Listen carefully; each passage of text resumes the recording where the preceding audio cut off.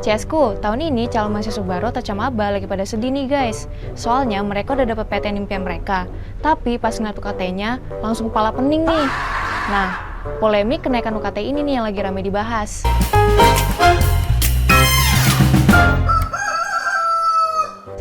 Masalahnya, naiknya itu nggak sampai 1-2%, tapi 500%. Nah, ngeliatnya bikin jantungan nggak sih? Kenaikan UKT sebenarnya bermula dari dua aturan baru yang diterbitkan oleh Mendikbudristek Nadiem Makarim. Peraturan Menteri Nomor 2 Tahun 2024 dan Keputusan Menteri Nomor 54P Tahun 2024. Lewat aturan ini, Nadiem menaikkan biaya kuliah tunggal atau BKT dengan mengikuti standar biaya tahun 2023. BKT naik, UKT pun ikut naik. Emang sih besaran UKT nggak boleh lebih tinggi dari BKT, tapi tetap aja kenaikannya bikin camaba dan orang tua gigit jari.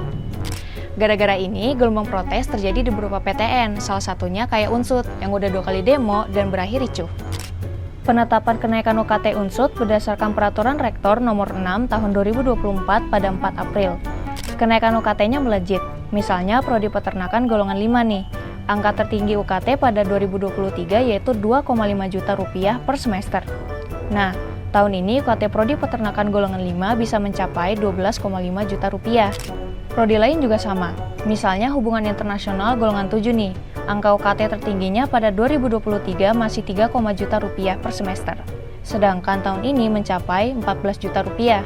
Sistem pembiayaan pendidikan kita itu tidak ramah bagi masyarakat yang ekonominya berada di antara, bagi masyarakat yang ekonominya ada di tengah, bahkan cenderung itu tidak bisa mendapatkan privilege atau beasiswa dari pemerintah, sehingga justru mereka lah yang punya potensi juga untuk tidak mendapatkan hak pendidikan tinggi. Terus gimana respon kampus?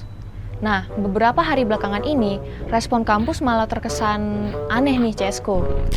Masa kampus malah nyalain mahasiswa karena sering salah ngisi data pemasukan orang tua? Padahal banyak mahasiswa ngaku udah benar-benar ngasih data yang sesuai keadaan ekonomi keluarganya. Nah, ada lagi nih respon kampus yang di luar nalar lah pokoknya. Kayak misalnya Unri, rektornya malah laporin mahasiswa ke polisi karena protes kenaikan UKT itu. Aduh. Kalau seperti ini yang terjadi, kita menangkap beban biaya operasional itu diserahkan kepada kampus atau masyarakat.